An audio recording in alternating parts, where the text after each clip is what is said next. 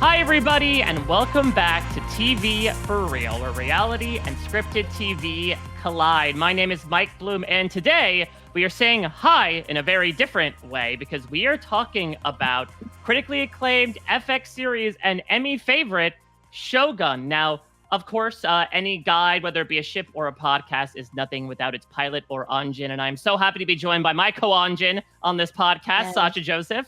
Listen, we had to have one Asian on, so here I am. No, just kidding. No, I'm only kidding. I am so excited, first of all, for our guest, obviously. And then the fact that our guest picked Shogun. Are you kidding me? We're ready. We're ready. Absolutely. So thrilled to introduce the guest this week. Of course, you know her from the Bachelor Extended Universe. I don't know if there's an official term for it, but it's under ABC, so it feels like it's under a universe from Bachelor in Paradise, but all the great stuff she's doing online as well. So excited to welcome to TV for Real, the great Demi Burnett. Hello. Thank you for having me. I'm so excited. Yeah, the pleasure is all ours. I mean, I don't want to necessarily put the cart before the horse, but almost like, Edo era Japan, we do have some ceremony to get through initially. So let me ask, even going to a different era, I suppose, of your television watching history, because again, I imagine that people largely know you as a reality TV presence and less so about the fact that you have general tastes in television outside of the one that you participated in. I'm intrigued. Growing up, was there like a show that you remember being a huge fan of when you were a kid? Like the first show you really got into? Yeah, but probably like Lizzie McGuire, like every other girl my age. I mean, Lizzie McGuire, I was Hillary Duff was all over my room. Like I was obsessed. I put her posters everywhere. Like my name online was Mini Hillary. I was obsessed. That was the first sign someone should have known that I was autistic, was how much I was obsessed with Hillary Duff. She was my special interest, There's direct pipeline? Is that what you're saying? It's the undiagnosed autistic woman pipeline, because when you're little, they just think it's fine, it's normal, and just whatever. It's like, I'm going on hillaryduff.com every single day as Mini Hillary and replying to haters. Like, I need to be stopped. Wait. So were you impersonating Hillary, or was this like when they did like the little Obama viral kid, that it was like you sort of being a character as Hillary Duff? Yeah. No, I just wanted to be her so much. I don't know. Like Mini Hillary, I was like, yeah, I'm the next Hillary Duff. Is that what I was suggesting? Perhaps. I had big dreams as a kid, okay? I wanted to be a star. I love this. How many times, rather, I should say, not did you? How many times did you practice I'm Hillary Duff and you're watching the Disney Channel? I would never say I'm Hillary Duff. I would say I'm Demi. I would say I'm Demi. Yeah. No, watching Disney Channel? Oh, yeah. We had that thing down, maybe. But how tough was it for you then that another Demi ends up kind of taking the Disney kid mantle? I was disgusted. I was so You're like, change the name. I refused to ever speak about it. She didn't exist. I was a huge hater. But we became friends as adults, and it's all really funny. But yeah. Oh, really? Oh, is there a Demi's group thread at this point? You two, Demi Moore?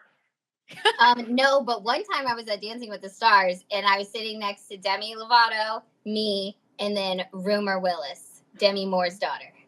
And I was like, oh, I can't get more Demi than this. I love this. You're like, any more Demis in the audience? Please join our row. I felt like I made it. I was like, this is it. I am one of the Demis. You are, period.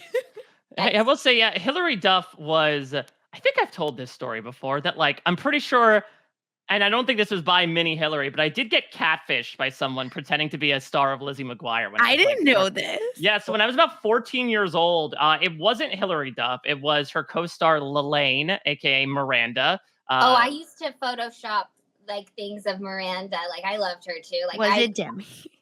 No, it wasn't me, but I loved Miranda too. Little did you know that this is actually an entrapment podcast, that we've caught you for all the online snooping you did. No, I remember when I was 14, 15 years old, proto days of the dial-up internet, I started, I guess, an online relationship with this person. My brother was in one of those, and he got in trouble because he was emailing, and they were I guess, I don't know, you had to tell your parents when you were in a relationship back then. But yeah, his first girlfriend, Shaniqua. They were just messaging, email, and he got caught. Remember him getting in trouble. And it was probably a man that he was emailing. Hopefully not. I don't know, but he loved her. I mean, for what it's worth, I don't know it wasn't Lelaine. You know, she, from my skewed perspective, brought some insider intel from the Lizzie McGuire set to me. I could have sold it to the paparazzi if I had more resources. But yeah, that is a show that will hold a near and dear place to my heart for that. A little triggering, huh? A little triggering. Did you tell people that you were in a relationship with this person? No, I mean, I did. Yeah. I was gonna say I was going around the schoolyard being like, well, me and my celebrity girlfriend Lelaine, who I've only aliased with on AOL Instant Messenger, we're going pretty steady right now, fellas. What was your Instant Messenger name? Oh, it was so bad. Because my last name is Bloom. So first off, it was Bloomingdale's Yo at the end because white boy from Connecticut. I've got those. Yeah, very Justin Timberlake of you. But to show perhaps the amount of mental acuity I had when it came to analyzing whether or not I was being conned into a relationship, I spelled it BLUM. I somehow spelled my own last name wrong on my AOL Instant Messenger handle of choice. I bet your name was already taken, and so you had to get creative. Thank you. That's very charitable on your part. I don't think that was the case. I think it was me being an idiot and thought this would be, I don't know, cool. Maybe I was already preemptively embarrassed for myself and thought like, well, they won't track me if I use a different form of my last name. Oh my God. That's not me. That's the name spelled differently. Yeah, come on. I just love like folks when we were young, like just traversing the internet, the wild west, right? Like thinking back, I was just like, how did my mom just let me vibe out on Yahoo group chat rooms? No, nothing. Like my mom was like, okay, bad. It was all bad, and also like I tell so many parents now, like it's so unhinged to me. If they have a daughter, I'm like, you need to be careful with them on the internet. You need to make sure and no weird men are getting them to do things on the internet. Because they did it to me. Well, that's the thing. Yeah, I think it's you're able to sort of pay it forward in a way of like, listen, I'm not going to subject them to what was, especially nowadays, which I feel like is even worse, where these people are now both simultaneously more out and out in public about their creepiness, but also more behind the scenes as well with more resources to do so. It's so easy to take advantage of children. And like, I think that like you have to be monitoring their internet usage a little bit at least. I mean, I know there's like a thing about privacy, but you really just got to look at it because these motherfuckers, they are really hiding in plain sight, grooming your children. Okay, I'm sorry. Yeah, there we go. That was crazy. Did it move? It zoomed in. So yeah, for those that are watching the video, so Demi has this feature. She's using an iPad. I guess it's called Center Stage, where like the camera follows you depending on how you move. And it just so happens that as Demi is going into this incredibly passionate monologue, the camera is slowly panning in on her face as if this is her Emmy moment, an Emmy for Demi, if you will. Thank you for saying that. That's one of my goals. Demi with an Emmy. We are manifesting. I have no actual like plan in motion for that. That's just always been in my head, just like in 5th grade, my yearbook. What do I want to be when I grow up? Everyone's got like astronaut, firefighter, soccer player. Me, American Idol judge. Not a contestant, a judge. I think I deserve to be sitting next to Randy, Simon, and Paula. That is where I think I belong in 5th grade. I mean, what? I'm obsessed with this because this has so many implications to me. Is it that you have ascended to a certain level of celebrity that then you're asked on? Is it just that there is some sort of like almost a different form of a cattle call of here, we're going to pick someone random to be a judge alongside us? No, I think in my head, I've earned my spot there, but I also cannot sing, have never had singing lessons. I've never had any like involvement in music. Like didn't do choir, like, okay, sang in church a little bit, but like no criteria, no credentials to be criticizing people trying to sing. And I firmly believed my seat belonged there. That is where I was meant to be as an adult. Oh my God. But I also I was thinking of another thing, like, got me into scripted television, like Lizzie McGuire, yes, but also I was obsessed with Harry Potter. After Lizzie McGuire, I went Harry Potter. And the Sky Mall magazines, yeah, they got me. I got me a little Hermione Granger bag. I got a wand. I got a Gryffindor scarf. Yeah, I do feel like before we got like the big wave of nerd merchandise starting in like the 2010s when people realized that being nerdy is popular and now profitable, I do feel like Sky Mall was the first to kind of get in on the trend of like, well, only the dweebs read Sky Mall, so we're gonna throw here's your Lord of the Rings replicas. You'll I love order that it. too. That was the one that got me. It was the Lord of the Rings. Oh, I grew up with those too because like my dad. I grew up with a single dad, so like I watch. My favorite category is sci-fi or fantasy. Like anything in that, I will watch. I will watch anything sci-fi, anything fantasy. But fantasy, Lord of the Rings. Anyway, sorry, keep going. No. Are you excited for Rings of Power coming up? Yeah, I just finished actually watching the first season. Did you watch it that was your first time watching it? Yeah, because I had heard it was bad, so I just didn't get excited about it. But now that I have pretty much I've watched anything good in each category, sci-fi and fantasy, I'm pretty sure I've seen them all. And then I just happened to get on Prime for something, and I was like, oh my God, I forgot about this. And I was like, I was so excited. I loved it. Oh, I love that. So you talked a little bit about your dad. So has that been something you kind of grew up on besides, of course, maybe Hillary and the Disney Channel, but is that, somewhere where you felt like was formative for you growing up? Absolutely. Me and my dad, we just have the similar interests and tastes of shows and stuff. And like, I would argue that like everything, he watches, like I watch it because he influenced me to watch it or something. But I was actually watching I watch Korean dramas and Chinese dramas all the time. And I love them. And so I was watching Arth Doll Chronicles. Have you guys heard of that? No, I haven't. It's so good. It's so good. At least the first season's so good. But I was like, exactly, you guys haven't even heard of it, right? I was like, no, my dad hasn't been watching this. Like, and I texted him, I was like, hey, I'm watching this really cool new series, blah, blah, blah. And he was like, no kidding. Watched that last year, blah, blah, blah. I was like, oh my gosh, like, of course you'd be watching all these K-dramas and C-dramas too. Like, how did we both get into watching those separately? Wow. Like, I never watched K-dramas, C-dramas with my dad. I watched them on my own. And then I come to find out that we've been watching the same ones. Yeah, the apple does not fall far from the tree, though. As we're told, flowers only become flowers when they fall. And speaking of such, I guess let's talk about. I guess we could talk about would this be considered like a J drama? I suppose in the form of Shogun here. Yeah, talk to me about this, Demi. Well, I don't know if I would call it like half and half, because it's like the Anjin. We have so much English from him and from Mariko, translating it, that, so many people get scared when they hear they have to read the subtitles, that I'm like, no, it's really just a little bit of Japanese. It's not that much, just so I could get them into it, because then once you get into it, it's hard, you're in. But yeah, so if anyone's listening and they're intimidated by subtitles, don't be, because there is a lot of English. And you can always, I think, do the little, right? Like, watch the whole thing in English. Don't you do can? That, but they do. They have dubs. Netflix does. Does Hulu not? Because Squid Game, that's how a lot of folks watched it. So which is like it's disgusting to me. That's absolutely disgusting. Yeah, subs. We're subs over dubs podcast. Yeah, sure. Very much. I hate dubs. But did you guys know that Russian culture, they have incredible dubs? They are like known for I have a Russian neighbor, and he said our Leonardo DiCaprio is way better than yours Leonardo DiCaprio.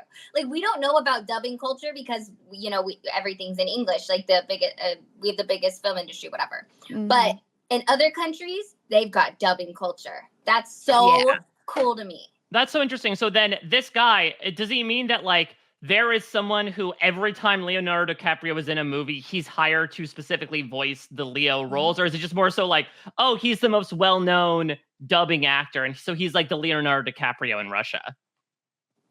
No, I think the first thing you said.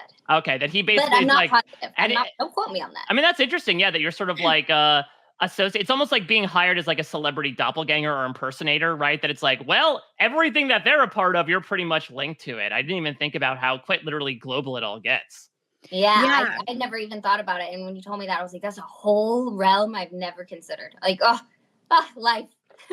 In Bollywood, they do that too, where you'll have one like play because none of them, fun fact, or most of them rather, aren't singing. Like they're lip syncing all of the songs, and every movie is a musical. Ish. It's very different. It's not what Americans think musicals are. It's very different. Like they have musical breaks almost. So those people think that the actors are multi-talented, but they're just it's like they're just lip syncing it. And it's the same thing where one person or one singer kind of gets like stuck to one actor and he becomes like the actor's singing voice at all times. So it's really funny because you'll go back, especially in the 90s, and they're very specific people singing for each like big actor. Wow. That is so cool. Yeah, so that's why I was like, oh, that's what I was thinking of. Yeah, where like Literally just singers like are that. huge in India, but you don't know their face. You just know their name because that's who, like, you're like, oh, my favorite actor is being sung by X, Y, and Z. Oh, I get it all. Mhm. Yeah, so it does look like there is a Shogun English dub. Yeah, that's what I thought. Okay. But I won't direct people to it because you No. shouldn't explore it. This is your reading for the day, people, because I love the way that Japanese sounds. I love the way that Mandarin sounds. I love the way that Korean sounds. I love the way they sound and the way that they express emotion, like with the words and the way they sound and like with the actors. You need to see all of that. You need to hear and see and feel because with the dubs, you do not feel the same. Yeah, especially for my girl Anna Sawai, who plays Mariko.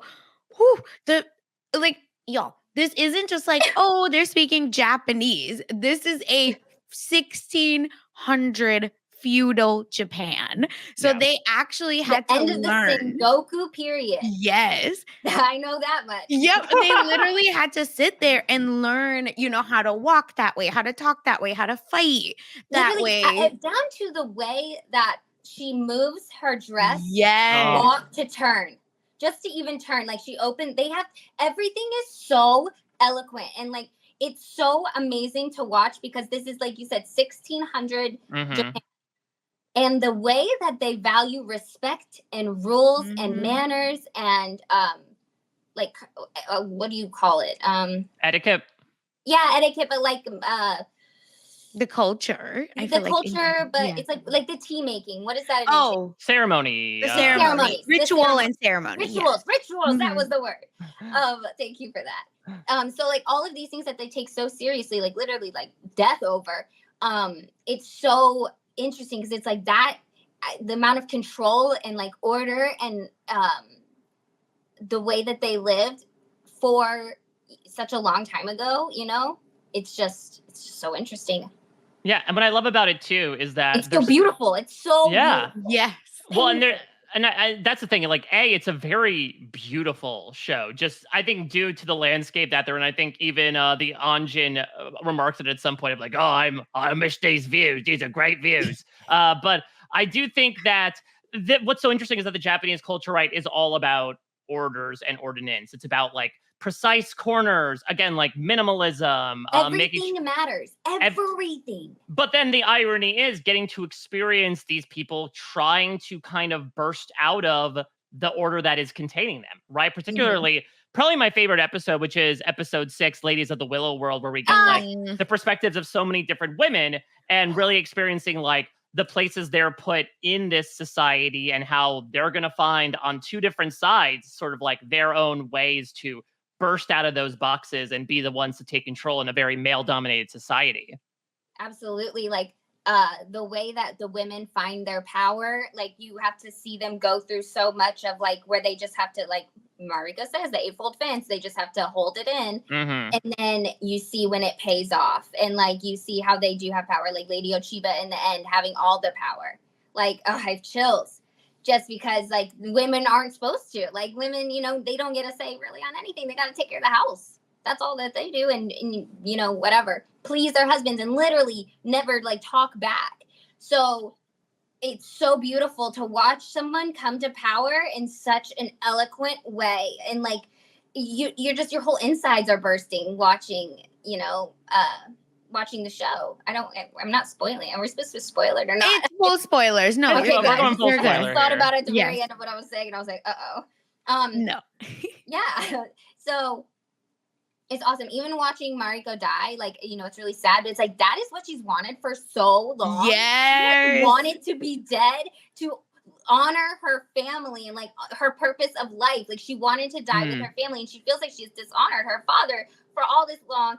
Let her die. She wants to die. And she goes out just, beautifully with these flames behind her. And it's just like, that changes everything. And that it was her power. She changed Ochiba's mind, made her look at Ishido differently. And that changed the course of Japan. And like the fact that all of this is rooted in true history makes it just so much better, because I'm just like, what is real? Yeah, she was the Crimson Sky at the end of the day. It wasn't a force, it was a person.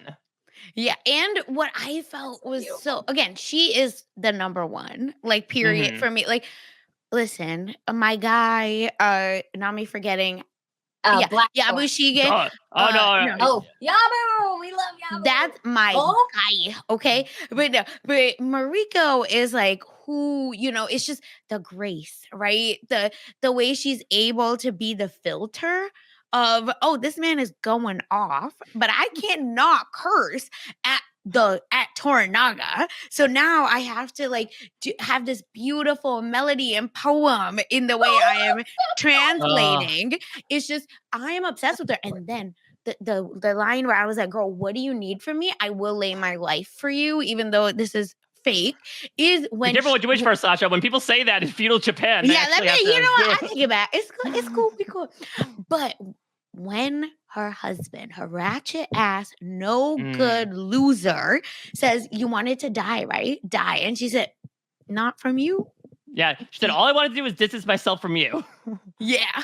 And that scene, I said, inject it. That's how you read a bitch. You know what I mean? You know the story of how she, the woman who Mariko's based off of, really read the bitch? Really? Yes. I don't know all of it, so please share. Well, it's because I listened to podcasts that whenever Shogun was airing, I listened to the FX podcast with it, and I heard it on there.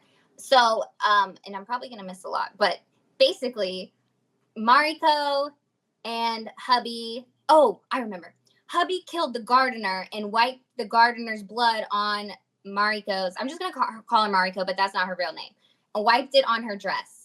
Okay, and then Mariko proceeded to wear that same dress for 3 days because he wiped the gardener's blood on it, like unjustly. And so then Buntaro guy finally apologized to Mariko. Mariko changed her clothes, and then he freaked out on her. And he said, you're a snake. And she said, a snake is a perfect wife for an ogre. Get him again. Boom, and that is literally their legacy. Like, that is their known story. And it's like, she literally, her read is known as their relationship. I'm obsessed. Oh my God. I love, and she really is like the queen of the clapback in multiple languages as well. That's what's so interesting, is that to see her, you know, have to speak on behalf of others, that really does represent who she was starting off, right? That like her opinion was not often asked. She was served as merely a vessel to communicate back and forth between these two parties. And I just loved sort of the revelation we see eventually off screen that like, no, she is the one that gets sent forward even before she goes into, you know, the final climax, I suppose, of her life. She's telling off her husband, as we're saying before, but once like the absolute gall she has in that penultimate episode, right? To walk into Ishido's HQ and be like, you're not shit.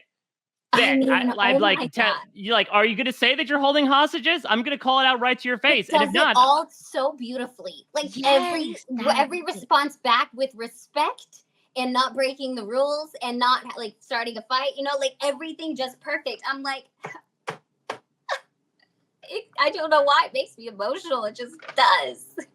No, it's good. It's someone that, for me personally, I could never be, right? Like someone with Mhm. that much grace, with, like I speak 3 languages, but ask me to translate that way, I could never. So it's just the way she's able to do it. And then for me personally, when I get into a show, my obsessive personality then has to watch all of the interviews of the Yeah, show. yeah. So I was reading Anna Sawai. All three, actually, the big three, were in the interview, and Hiroyuki, who plays Toranaga, said that the script specifically for her took so long to make, like years, because it would start with, they would write the script, then they would send it to the Japanese translator, then they would send it to the drama department, then it would obviously go to like he's also a producer on the show. Yeah. So then it goes to like him and the producers, and then they decide what's going on. Then it goes back to the Japanese. Then it goes back to, the actual like And they showrunners. want to make sure they do it all right. Yes, They were because then the so- historians have to look over it as well. So it's just the way they're able to do all of this. And Anna Sawai talks about, and me personally, I had to learn two people's lines, not just mine. And then she's like, and the way I had to filter it was so stressful because it isn't the Japanese she speaks, right? Like, Oh, yeah, that's true. because it's feudal Japan. I So remember it's hearing about shout that. out to her, because I watched her in on Apple TV's Monarch. Me and too. and killed it. And I said, we're best friends. I love her. And then now I see her on Shogun, and I was like, oh, we're watching it just because she's great. And She's a star. just salute to her and the hard work that everyone has done on the show. Yeah. Kudos to all of them. Sorry, I keep interrupting you. No, you please. jump It's your in. show. Yeah. I have a serious interrupting problem. So, like, if I ever offend you, just say, "Hey, let me finish," okay? I think you're speaking to two of the right people when it comes to interrupting. So you are all good. Keep on going. Okay, thank God. That's just how me and my friends talk. We just interrupt each other. Same. Mm-hmm. It works. We ADHD brains, Yeah. Here we go, guys. That's our superpower. Ding ding ding. Huge kudos to everyone that worked on the show because of how much went into it and how much I learned from it. Like, I had no conception of anything about Japan. I've never been to Japan. It's so beautiful. I want to go to Japan so bad now. Like, I mean, I used to want to go to Japan because I want to go to see all like the kawaii stuff and just like, little, like it would be the time of my life to do that. And I will do that too. But now I want to go because I need to just understand what we were watching, like I need to see this. Oh, okay. So this is like what used to be where they, the guy Toranaga, whose name's not really Toranaga, I just need to be there. I need to see it all. I have a whole new appreciation for it. And like, I learned so much about Japanese culture. And like, I heard that you can't learn Japanese without learning respect. And like, that's so interesting to me. Yeah, when I actually just went to Japan in December. So I was over there for New Year's, and then Shogun comes out. So I was like, great, can't wait to go back, because we went on tours where they actually talked to us about, like, we didn't do necessarily the like Tokyo tour, but instead we did the feudal, like where they talked about the shoguns and all the samurais and all of these different things. So it was wild to be like, no, I actually heard about this. And my tour guide made a joke about The Last Samurai, and she was like, don't watch that, that's weird. We did have one white person, but that's not how it worked. And then Shogun comes out, y'all, dude, ridiculous. That makes my whole body feel something. Like, that's like, like we went to these temples, and she's showing us, like, oh, and then this is how feudal Japan, like, again, not necessarily Shogun, like the show specifically, because but just it hadn't come out yet. Yeah, she was able to like speak to it, and then this freaking show comes out 2 months later. I can't. That is so. That's like when you're like, is the universe just functioning for me? Right, exactly. Like, I think they saw you went on that tour, Sasha. Like, all right, green light it. Let's make it happen. Listen, I'm an only child, so you don't need to tell me more. I'm obsessed.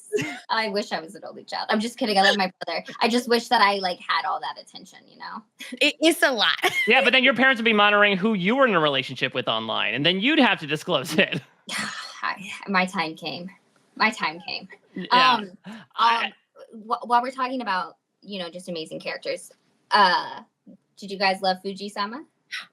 Oh yeah, Fuji was an interesting character for me because like I'll admit, they really in similar to kind of putting us in the space of John Blackthorne, like really throw us in and are like, all right, good luck figuring out how all these people are connected. So it did take me a while to realize that Fuji's husband was the guy that spoke out of turn and caused the huge fracas when Toranaga is getting Toranaga down, if you will, by the rest of the regents. So once they kind of had to explain it to me for the umpteenth time, then I'm like, okay, I really like Fuji now. See, whenever I watched the show, it was coming out week by week. Stop it! Week by week. And so I would watch each episode 2 or 3 times. And because I didn't understand anything the first go round. Valid. So much to look at. And also you're reading the subtitles and you're looking up and you're still identifying which characters are which, and they all have Japanese names. And I'm not familiar with Japanese, so I'm still like not seeing a clear, stark difference between the name Toranaga and the name Yabushige or something like that, So it's just way too much going on. And then I rewatch it to the point where I understand how could you get them confused, I will never know people's names. Like, this is my, like, unfortunately, my, what's the opposite to kryptonite? Because I will never know people's names, but when I tell you, I can tell you your whole life story. So that's when I was like, oh, right. Who is that? Oh, the consort, the this, the that, the baby, whatever happened to her baby, right? Her baby died. Everything. So that's how I agree that I had a hard time with the names, but I'm only able to be like, I know your face and I know this is your role here. Yeah, that's what you really need to know. Yeah, it's confusing when people are talking about it outside of the show. Like, you feel for her, right? For Fuji-sama specifically. Yeah, Fuji-sama is the best. I love Fuji-sama so much.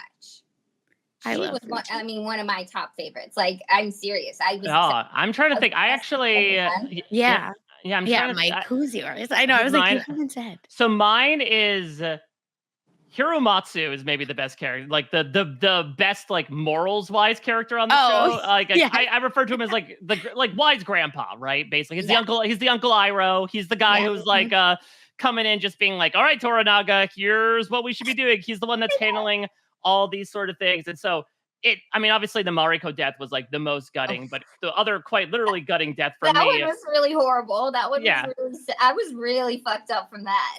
Yeah, because like he's sitting there. I didn't understand. I was like, why is this happening? Well, then we find out in like 10 minutes. He's like, oh, it's going according to plan. This old man killed himself for me. I'm like, oh my gosh, you guys, this seppuku, like, can you imagine having to do that?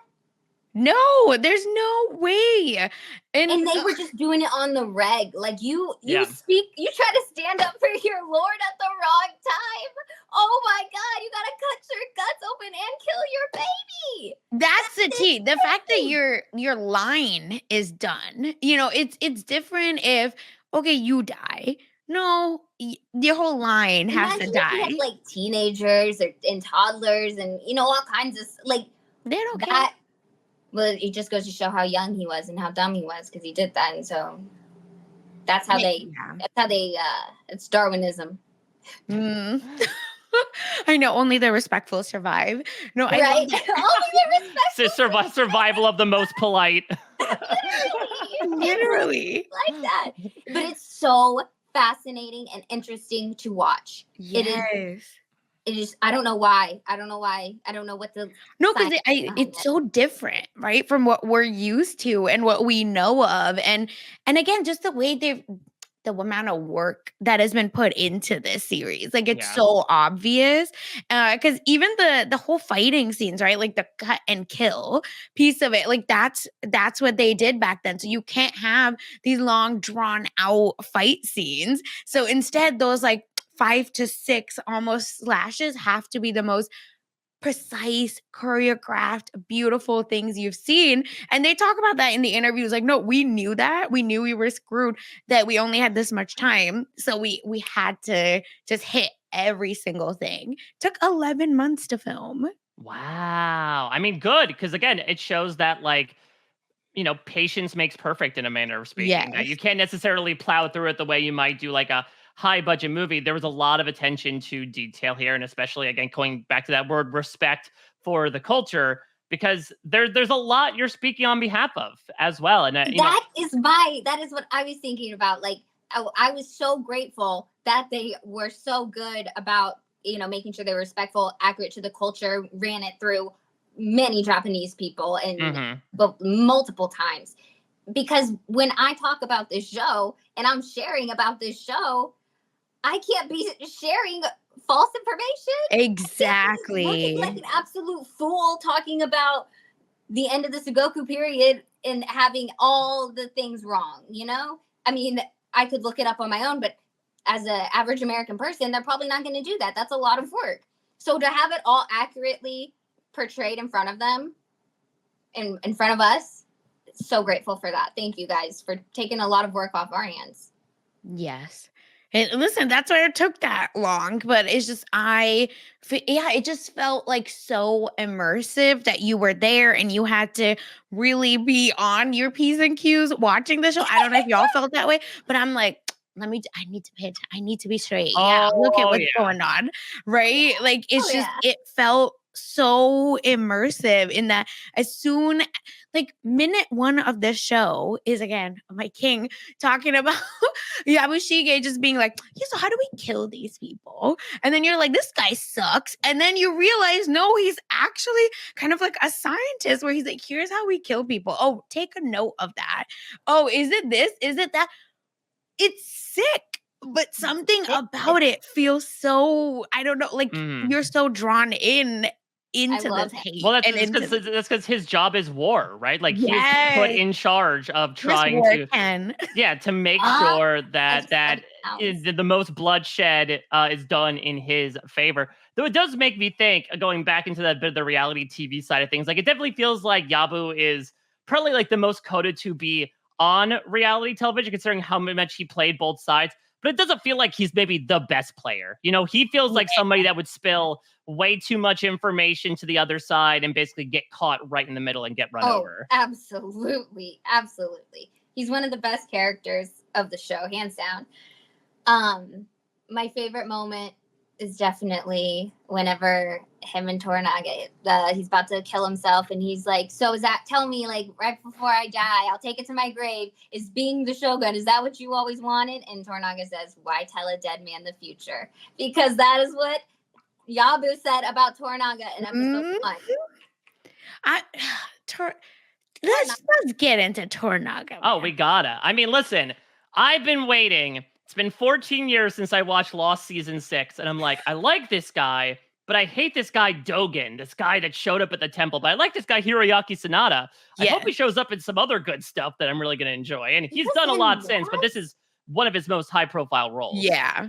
Yeah, he's been John Wick. He's been in a few big. I know he looks so familiar. I couldn't think of why. But he's amazing. He's amazing. And I think he did a lot of maybe he did some of them, the podcast with the people after. So I remember like listening to him talking on it. Oh my God. If you're listening to us, you must watch us because Demi's camera. You may want to take a Dramamine before you do so, just for your own inner ear's sake. But yeah, I mean, it's interesting as well because if you were tracking in Hiroyuki Sanada's career, he does play a role in the second season of Westworld, which for those that might not remember, because not a lot of people liked or enjoyed season 2 of Westworld, they do have a period of time where they go to Edo-era Japan in one of the parks. They go to what is the Shogun world is what they call it actually, and he plays like one of the right-hand men of this main sort of. He's like a one-for-one copy of Rodrigo Santoro's character from the park proper, and so he gets to play he gets to show off a lot of badass swordplay, which is ironic considering that Toranaga is somebody who is, I wouldn't say necessarily ruling with his tongue over his fist, but as we saw with like his first quote unquote kill, he's not exactly an expert when it comes to being that malicious with the weapon himself. Yes, he's known for his trickery, not his fighting. His mind is incredible. And another one of my favorite moments is when Blackthorn gives him Fuji's father's swords, because it's so ironic, because that the swords are actually just shit swords because her dad sucked. And like, I don't remember what he did, but like her dad was not honorable at all. And they made up this lie to Fuji, and she believed it. Gave the swords to Blackthorn as like an honorable thing. Blackthorn found out they were shit, and then he wanted to give them meaning, and he gave them to Toranaga. So now those swords are like the best swords ever because they're Toranaga's. But like it's all just hilarious, and like Toranaga's even just like he's in the dirt with him, and he's like. Like, you motherfucker, you don't know these swords are trash. And we just got to keep playing your ass over and over. Yeah, what does he say at the end when he's talking to Yabashigi? He's like, yeah, you know, I could have killed him, but like, he makes me laugh. Yes, he is hilarious. Oh my gosh, you know what I love? I love the relationship between Rodriguez, the Spanish pilot, and Blackthorn. Oh, yeah, well, that's another Lost alum. Brandon Donlan talked about it a couple weeks ago, right? Nestor Tell me, Carbonell. is he from Lost? Is he from Lost? Yeah, so he's Richard Alpert. I knew it. He's the eyeliner guy. He's the eyeliner guy. Which is interesting because so he has a big flashback episode, and actually, spoiler alert for Lost, Richard Alpert is from like that era of Spain. And then before he gets shipwrecked on the island and is like cursed to live forever. And so like he's basically doing the voice he did there as Ricardus, but in this character as well. But I mean, listen, I loved what I got to saw, but for many reasons, my heart was like, I want more of him. I want more than just like Rodriguez being like, and now we're even. Like, come back, Rodriguez. Oh my gosh, I heard that they're doing season 2, which I'm just confused about because there's no books. You know, there was only season one book. 2 and 3. I saw that on IMDb. Yeah, I thought maybe it was a fluke. I thought the 3 was maybe a fluke. Oh, okay, maybe it is. No, but only in my head. I didn't read that anywhere, but I just saw it. If Squid Game, which I believe should never have gotten a second season, I think it should have been he got on the plane and went to his damn daughter. Same thing. I feel like is true for Shogun, right? Like, what would it look like for us? We the dead people, right? Where it's like, what's the point of telling the dead people the future? Imagine they just left us on that.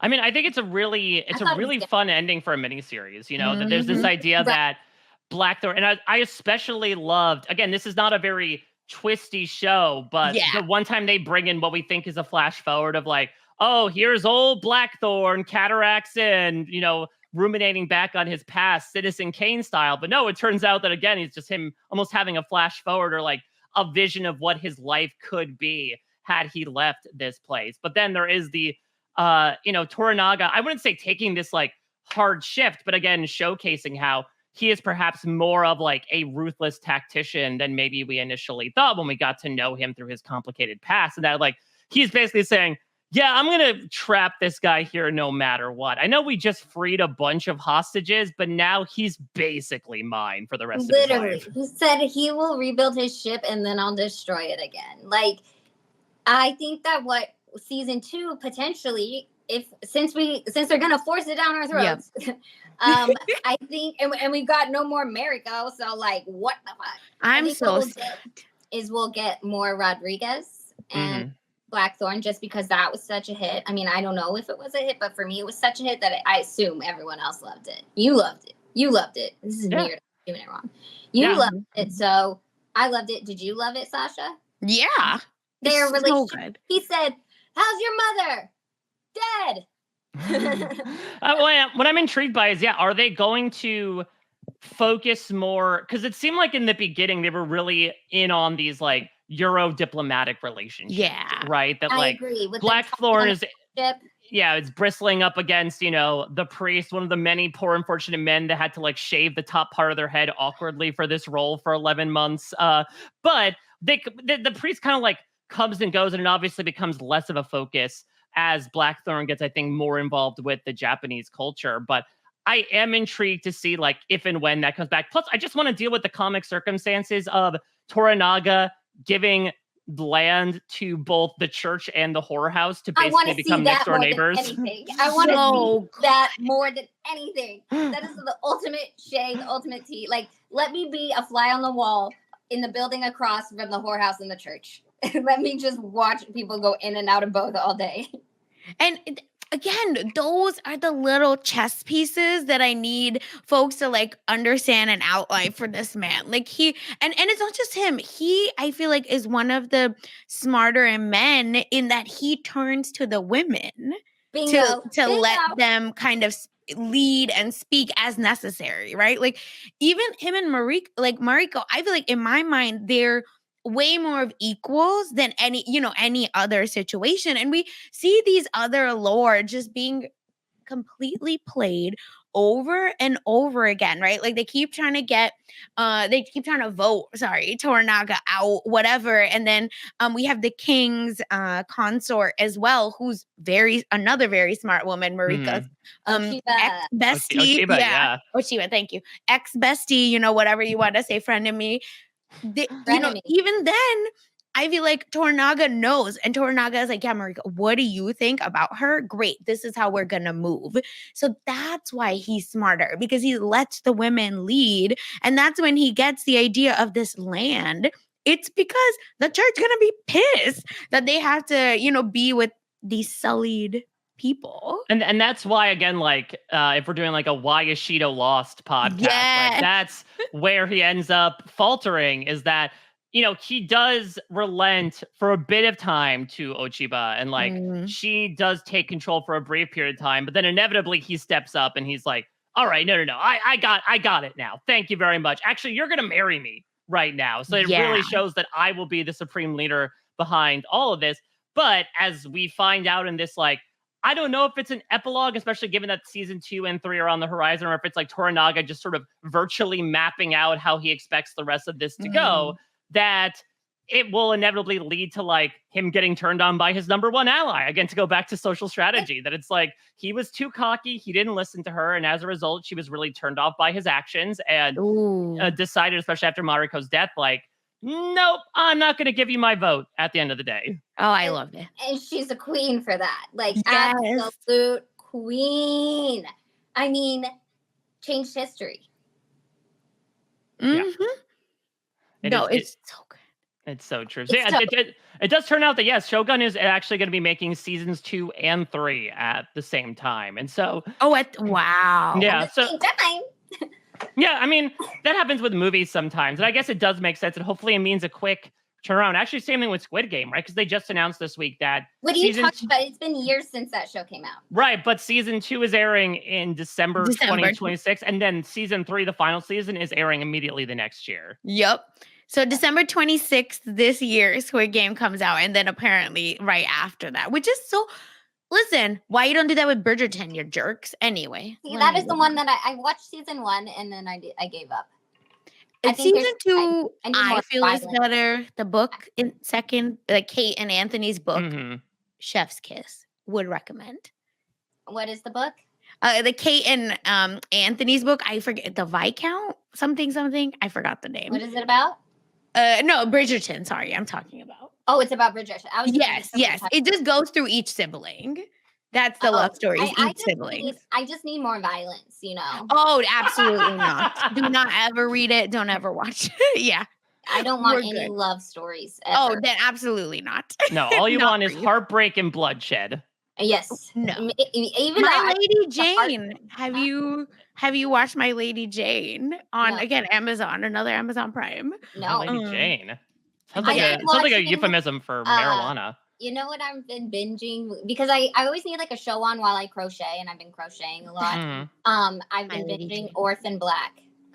So tell me what you think about it. I mean, it's like it's not my favorite show ever, but I love it for like what it is, and I'm obsessed with the actress because Tatiana Maslany is incredible. She has me fucking convinced that those are 5 different people. Like the way she did it, I don't know, but I'm obsessed. So I think it's good. Like it's a great. Did you watch it?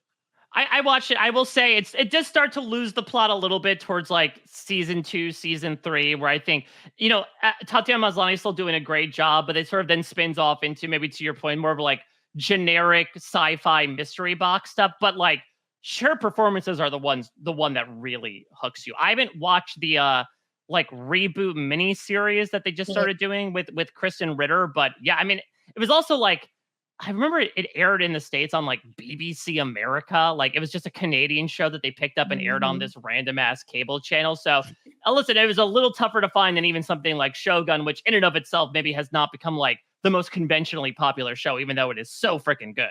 I think it's just because people literally see subtitles and they're like, nope, they just Yeah, know immediately. probably. It is that pathetic. And I understand, okay? Like reading actually I don't understand because I have them on. I'm watching English and they're on, you know? Like I have my subtitles constantly because I can't, for some reason I don't hear what they're saying. I like, you know, I'm with you. That's the same. I need to read it too. When I read it, everything makes sense.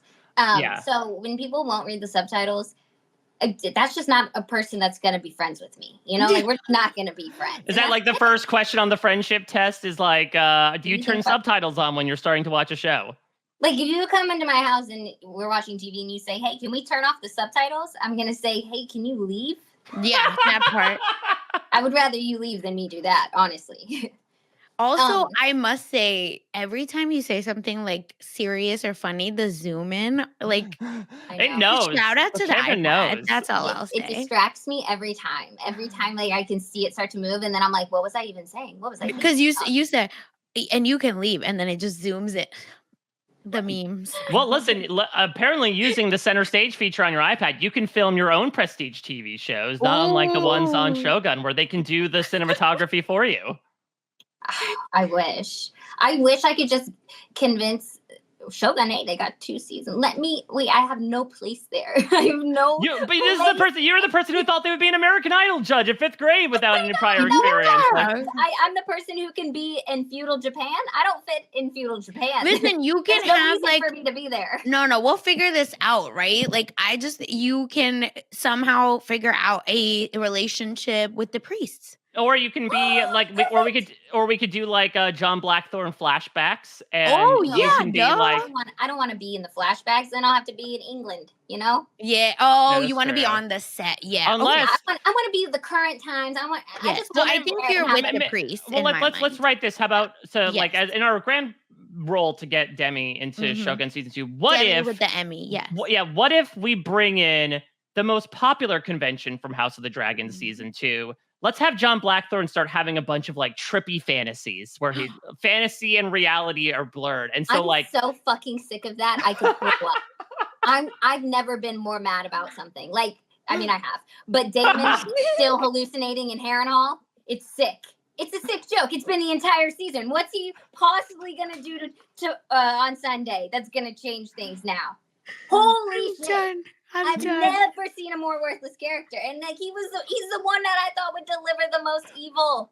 Get him again. Delivered delusion. He did one evil thing, and he's like, I'm good. I could rest on my laurels now. He didn't mean to do that though. He didn't even mean for that baby. No, he didn't. So like he can't even take credit for doing anything mean. That's the thing. If the Game of Thrones Westeros universe took place in feudal Japan, like it wouldn't have been a big deal if that kid died. No, not at all. No, it would have been. That's the thing that also interests me so much about it is just like how much death doesn't matter. Like it does matter, but it doesn't matter. You know, like I'm so afraid. You know, as humans, it's like our nature to be so afraid of death. And like I think that our society, you know, we culturalized it to be this awful, awful thing, and watching it be kind of normalized or just like. More like, you know, how it is with animals almost like and it's okay, like no one's really afraid of it, and some people are begging for it. It's so interesting to you know, like when I watch things I put myself in their places. Like that's just how I relate to it, you know, and how I absorb it. So it's like getting into that headspace of like death not being the worst thing ever it's challenging, it's interesting, and I love it. Well, that's what Marco said, right? Like we live and we die, and we can't control really anything else in between those stages. And so that they're the same. Yeah.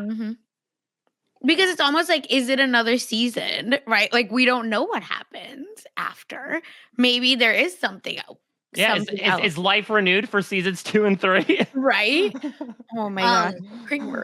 Some of my my favorite show ever is Game of Thrones. Okay, talk to me about this a little bit. Yeah, is there? I mean, do you have any like particular favorite houses, characters, etc.? My favorite like duo is like the Hound and Arya. Like that was just one of my favorite things ever. My favorite, I love Cersei. Cersei was just incredibly evil. She delivered us good television. I love evil. Like, I love The Boys. I love Homelander because I love. Me too. Yes. It's on that screen, and I know something's about to go down, and it's gonna make me feel something, you know. And Cersei made me feel a lot of things. Even Joffrey. I hated Joffrey so much. I loved him because I've never hated someone so much on a show. Everything about Game of Thrones, like, it changed my life. I don't know. It just made me look at the world. My dog's name is Sandor, like Sandor Clegane. Is he a hound? My dog? No. Yeah. Okay. He's a chow chow. That's amazing. He looks like Ghost. Oh, really? All of the direwolf? Yeah. Let's see. I can't remember, or I can't figure out. Can they do a zoom in on the dog is the question. I know. No, he's Sandor. Hey, baby. He's so asleep. Oh, man. That's a good impression of the hound after he's had a bit too much ale.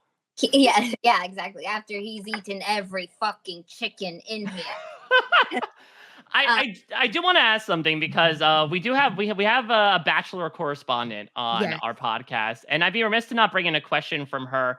But Bachelor correspondent? Well, we have Bachelor podcasts here on this reality TV network as well. Okay. We do scripted and reality TV, and she wanted to know. And Sasha, I'm surprised we haven't asked this question before. I know. Anybody.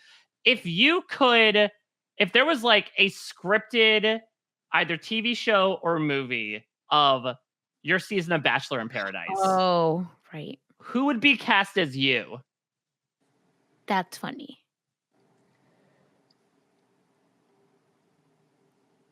Demi Lovato. Well, Hillary Duff. No, it's always like Kristen Chenoweth. Oh, that's funny. But I don't like it's Bachelor in Paradise. I was lesing it up. I was being gay, and I don't think Kristen Chenoweth is any kind of gay. I know, and she's from my high school, Broken Arrow. Deep Oklahoma ties. So really, No, I don't know though. I mean, JoJo Siwa. No, I'm done. Well, I don't think they could get her to go back blonde again now that she's like got the new look on her. So she just have to play you with all that the eye makeup on and everything. Oh no, I guess was I misremembering that she dyed her hair black for that like new look she debuted? Yeah. But she's back. It's just I think her makeup stuff is where she's doing the like Miley Cyrus Good Girl Gone Bad Rihanna thing. I'm just like Miley did this. What are you doing? You're not doing it right. Yeah, Rihanna did it. Rihanna literally has a whole album called Good Girl Gone Bad. Like, come on, please. Well, it's just not working for JoJo. But you know what is working is making us all laugh. I know, but like again, I will never shade her because I was OG Dance Moms fan, so I know her. So I'm like, you just been through so much. I just do you boo. Yeah, it's like also though, like whenever I feel like if I'm ever shading her, I just want her to know that it's done as a joke. It's with love. I make everything's a joke, and if you are, I'm like I send my friends some of your lyrics sometimes to be funny. Like that should be an honor. Yeah, that part. Have you seen the like TikTok drama of her? So she thought she recorded people and said they're laughing at me. And as soon as I walked up to them, they're whatever. JoJo felt a type of way about these girls kind of laughing. So those girls that she was like talking about end up making their own TikTok and they go, no, this is what actually happened. We were laughing about other stuff. And then she walked up and we realized, hey, that would come off as rude. We need to like chill out because it looks like we're laughing at her. So they were like, girl, you know how you tell your girls, I've been there. It happens. Yeah. No, but like, wait, so who are these girls? Were they randoms? And JoJo random people? Yes, candid camera? Siwa had a whole moment. People laugh at JoJo Siwa every day. Yes, so I think she had like a breakdown because they like saw her car and they realized it was her or something. They said something, and my friend saw her the other day. Yeah, just long story short, they weren't necessarily like talking about her, but the reason I bring that up is because like it apparently bothers her. So that is so well, JoJo. She's a baby, so we're all laughing at you. Listen, the zoom in again. I mean, if you can't laugh at yourself, how the hell can you laugh at anybody else, Literally. I mean, the only way to do it is to own it and laugh about it. Yes. You Yes. have to just own it and laugh about it. Be like, yeah, this is ridiculous. Okay. I am being a little ridiculous, but I'm trying. Yep. I'm trying something new. I think that's it. That's all it is. And Yeah.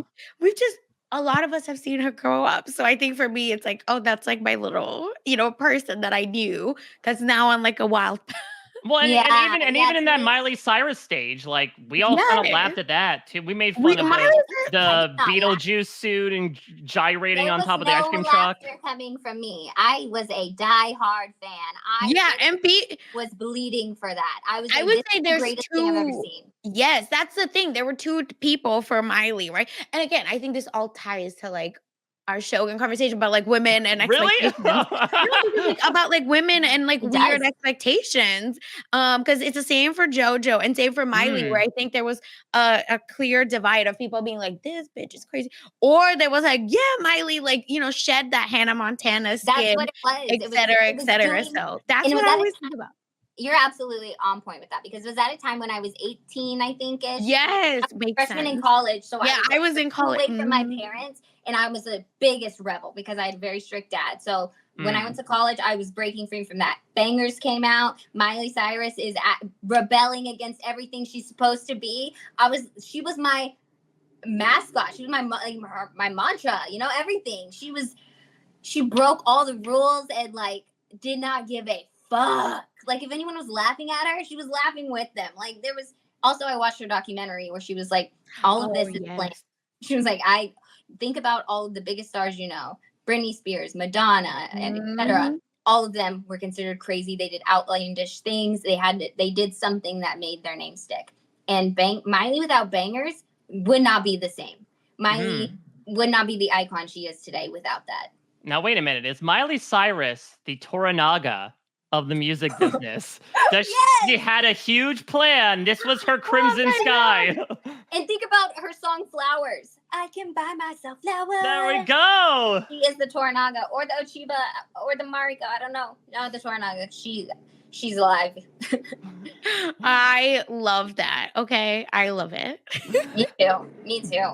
Demi, what other? I know we mainly focus on scripted TV, but I know you watch a little bit of reality TV as well. Are there other? Is there like? I know you were a Survivor fan. Yeah. I watch all of them, and I love them all. I love Big Brother, but I have to say I have not started yet. But that's only because every season I usually start like a couple weeks late. I don't know why. I just think maybe it takes me a second. Because you're smart. Yeah. But then once I'm in, then I'm a fucking feed watcher. Constantly. Oh, really? Oh yeah. I'm sick once I'm in. Once I get in, I can't get out. I go to bed with them. So are you coming on the Rob Has a Podcast feed update podcast? I know. We do daily live feed updates. Daily live feed updates. I will. Hit me up in like a week or so. I gotta. Yeah, I would imagine as well. Like it built a nice backlog for you. Like while you're. I think that's probably what. 6 Yeah, episodes. that makes sense. Yeah, because it does kill me only having like one episode of something. Like I love The Boys releasing 3 episodes. Like that's so nice of them. Which The Boys, the first 3 episodes, I don't even remember what happened in them. They're so boring. Listen, check out our coverage with Davey Rickenbacker last week. We covered that with Davey from Survivor last week, who showed up in costume as Black Noir. So shut the fuck up. Yeah. You want to know what I was gonna wear? I'm gonna go get it. Yes, do it. Wash it.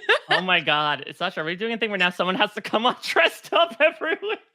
Look at your iPad following. Creepy ass iPad. Yeah, this is like a repudiation of Tim Cook at the same time of like, oh my goodness. Oh my God. As it slowly pans back to the chair. This could be its own. I know. Well, we can talk a little Shogun. So I think it's like far and away the odds-on favorite to win the Emmys this fall, right? I beg. Okay, that's what I'm saying. Because again, the work that's been put into this stuff, I hope that it's recognized, and the way that they're able to write the story. Come on, give them all the awards. All right, let's see. And so I deserve something. Yes.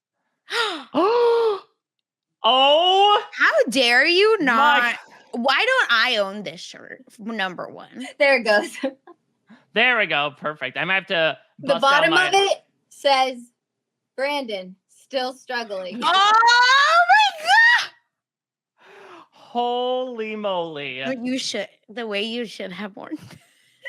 I know, but I didn't watch it yet. It came in the mail and it hasn't been Oh, watched. that's valid. That's valid. Is this what, Okay, so next time you're on, because we're gonna have you on. I'll wear it next time. Don't tell them. Yes. yeah. Don't Come tell. back to with to talk whatever you want. We're definitely gonna have you on at some point to like talk Yes. Survivor. We're big Survivor fiends. I So love Survivor. I've watched everything. I've watched multiple seasons multiple times. My favorite players of all time. No, this one. Okay, so I told this one to Brandon, and I had no idea that this was not a popular opinion. I assumed that all of us loved him. I assumed he must have been so popular. I think I'm the only one. Philip. Philip Shepard. All right. I love Philip. Are you kidding me? That is the funniest man. Also, the way he speaks is so good. He says the most simple thing in the most complicated, sophisticated way. And I'm like, yeah, it makes sense. Everything he did made sense. And everyone's calling him crazy. And I'm like, don't you guys realize that this man is just role playing? I was going to ask, role playing? Did you think he was a former federal agent or do you think he made that up? I don't know. And I don't care. That's the thing. And this is why you're a Big Brother fan too. Because you're like, what? I don't care. What they tell me is real. Literally, all I want them to do is entertain me. And Philip, correct, that he entertains me so much. And also, I really felt for him because during one of his seasons, he got into this argument with some white man, and the white man was calling him crazy. And Philip said, that's what white men do when they don't, when they know they're wrong, is they just start calling Black people crazy and women crazy. And I'm like, I can absolutely relate to that feeling of a white man calling me crazy just because I'm right. And that feeling of everyone else looking at you crazy too.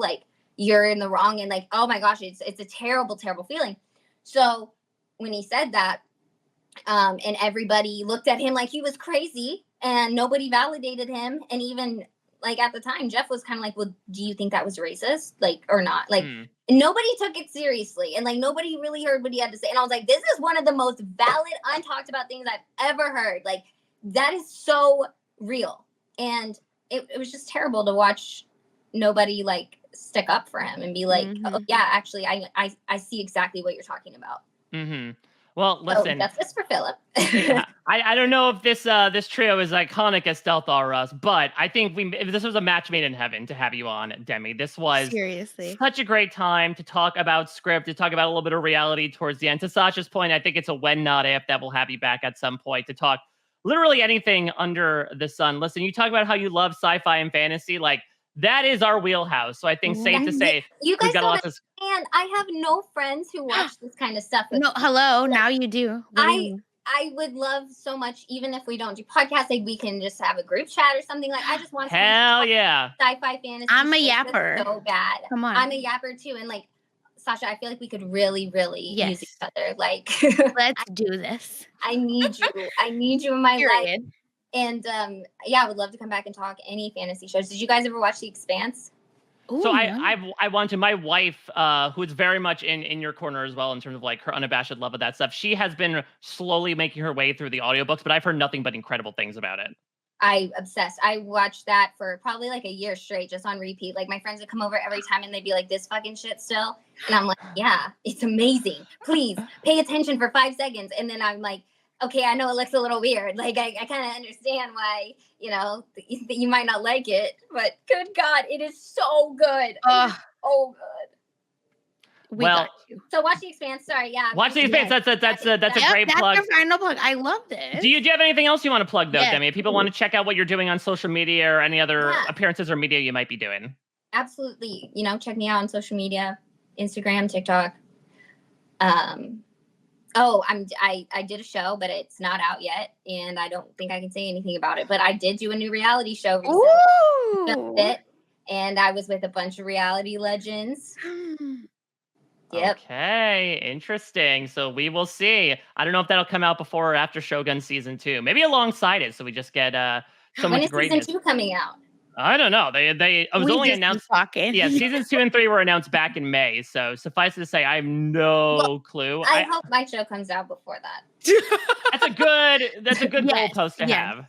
All right. Well, thank you guys for having me. Thank you. Thank you so much, Demi. Sasha, anything you'd like to plug right now? Yes, y'all know, if you want to know more about pop culture, if you want to know why something's trending, you want to check out Mess Magnets. On Rob has a website / mess feed where we did talk about the latest Miley Cyrus drama. So I heard check, that. yep.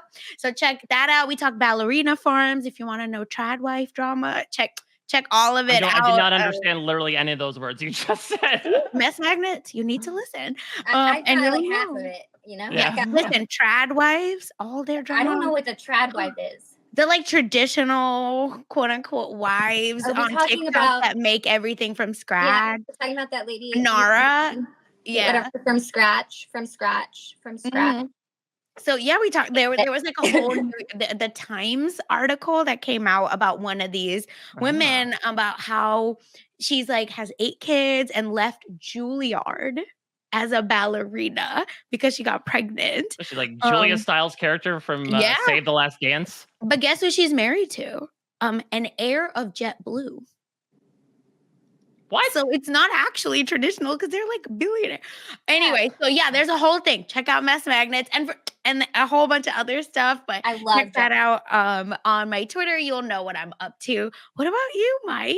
Yeah, so I'm doing the usual Big Brother stuff, including Exit Press over Parade. I'm doing Survivor as we're winnowing down to the end of this huge Survivor wish list project that I've been doing for the upcoming season of Survivor 50. Talking some challenge as that's starting next week as well. But you can also check out everything I'm doing at a Mike Bloom Type. And you can stay tuned to TV for Real, as next week we'll be back with another reality star talking scripted TV. Thank you all so much for listening. Demi, thank you so much. This was such a great time. Sasha and I'll be back next week. Until next time, everybody, it's been real.